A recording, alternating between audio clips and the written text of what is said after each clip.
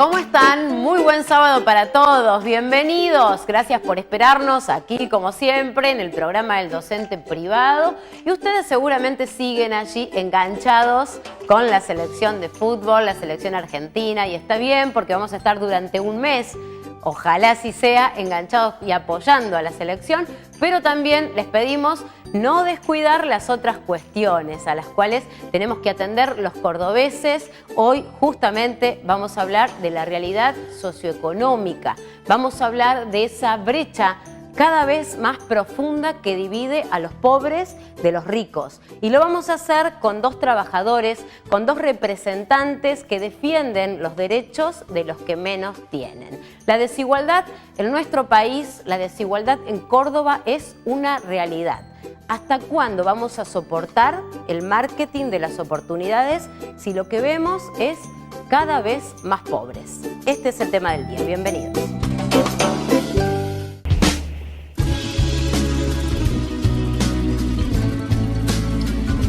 Yo creo que en la Argentina no hay más pobres. En la Argentina hay excluidos, porque la pobreza es un concepto relativo que tiene que ver con el nivel de actividad económica. Usted al pobre tradicional, cuando la economía repuntaba, había más empleo, conseguía empleo y dejaba de ser pobre. Hoy, aunque la economía argentina crezca en el futuro, hay un núcleo duro de la población que no puede salir de la pobreza porque está totalmente excluido. La soledad a veces mata, ¿no? Va como estrujando la vida hasta deshacerla. Y me refiero fundamentalmente a la soledad que es fruto de la exclusión, fruto del abandono, pero también, ¿por qué no?, a la soledad que es fruto del ostracismo, esa soledad autoinfligida, esa soledad fruto del sálvese quien pueda, del no me interesa nada de nadie, no necesito nada de nadie. De arriba te detesta, hay más gente que quiere que caigan sus cabezas. Y viajar significa sacar otros velos, que no como estos, no los vemos porque los tenemos puestos en nuestra mente, por nuestra educación, por nuestra cultura. Velos que nos anclan a la aquí y a la ahora.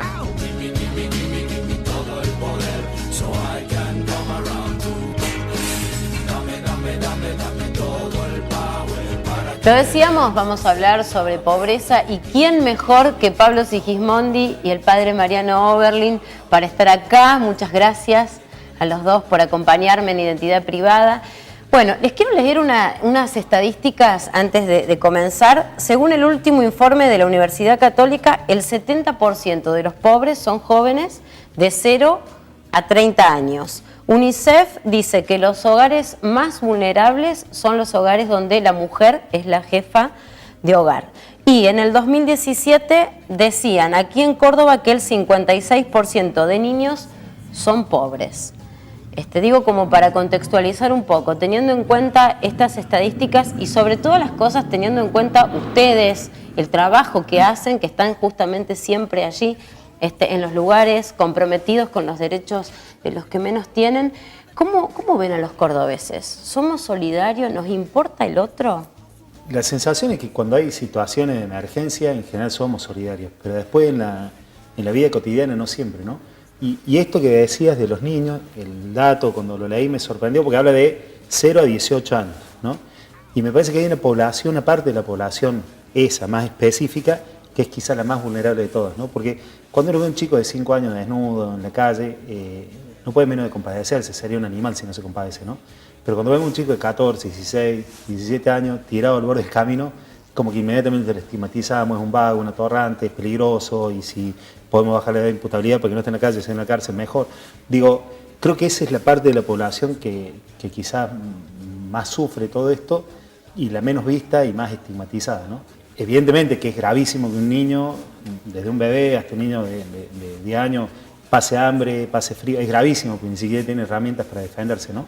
Pero por ahí, cuando pasan de los 12 años, ya a esa situación se le suma la estigma social que creo que lo termina destruyendo casi definitivamente en muchos casos, ¿no? Complementando un poco lo que dice el padre, diría que también es muy grave para la niñez, sobre todo de 0 a 5 años, porque la desnutrición, la falta de alimentación suficiente en ese primer periodo de vida ya deja a la persona para el resto de su vida en desigualdad de condiciones, porque justamente la falta de alimentación, la mala alimentación en los primeros años de vida determina después todo lo que tiene que ver con el desarrollo intelectual. Es decir, muchas veces se ve que, por ejemplo, a partir de los 12 o 15 o 20 años se busca paliar una situación de deficiencia, pero cuando la infancia ha sido mala, ya eso no se soluciona nunca más a nivel intelectual y a nivel de desarrollo cognitivo. Totalmente. Les pregunto, todas las acciones que tan buenas son, ¿no?, que ustedes hacen acompañando siempre, ¿por qué no alcanzan para transformar la realidad? Porque el sistema en el que estamos sometidos, en el que vivimos, es un sistema que genera esto. Hay que leerlo a Zygmunt Bauman cuando él habla que el sistema capitalista genera residuos. Así como nosotros tenemos los residuos que conocemos, digamos, que se los lleva la recolección, los residuos nucleares, los residuos químicos, etc., también el sistema per se genera residuos humanos. Es decir, el mismo sistema sabe que ecológicamente el planeta no da para consumir lo que ellos a su vez nos invitan a consumir. Para tener una idea, si todos los ciudadanos del mundo, si los 7.800 millones de habitantes de la Tierra consumiéramos la media de un ciudadano norteamericano, necesitaríamos más de 5 planetas para poder abastecernos de todas las materias primas, energía, agua, claro, etcétera, que nos hacen falta. Es decir, el sistema capitalista sabe que nos está invitando a comer estos alfajores, pero que estos alfajores no dan para darle a 1.000 personas, con suerte pueden comer 10. Y por lo tanto, esa generación de lo que Bauman denomina residuos humanos, que en definitiva es toda la gente que va quedando excluida, es tremendo. ¿Se están generando más pobres, padre, con todas las medidas económicas de este gobierno? La sensación es que sí, yo la verdad que no tengo estadísticas, pero la percepción que uno tiene es que sí, cada vez se hace más difícil conseguir una changuita, cada vez se hace más difícil. Quizás los despidos masivos que han habido, tanto en el Estado como en el sector privado, no han afectado directamente a la mayoría de los habitantes de los barrios más humildes, que por ahí no tienen acceso a trabajos formales y todo eso, pero sí indirectamente, es decir, porque una persona que se queda sin trabajo en el sector privado o estatal es una changuita menos de albañilería que sale, es un trabajo menos de empleo doméstico, o los trabajos que habitualmente son accesibles a las personas de nuestro barrio. Entonces, a veces de manera directa en algunos casos, pero en muchísimos otros casos de manera indirecta, se está generando esta situación de complicar cada vez más la pobreza, ¿no?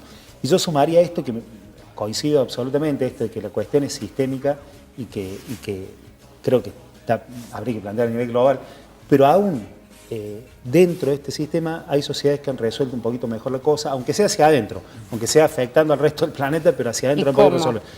Acá yo la sensación que tengo siempre es que nunca se termina de cerrar los círculos, ¿no? Se hacen como ayuda esporádica, no sé si es con buena o mala intención, pero ayuda esporádica que a veces terminan siendo mucho más costosas que resolver los problemas reales, ¿no?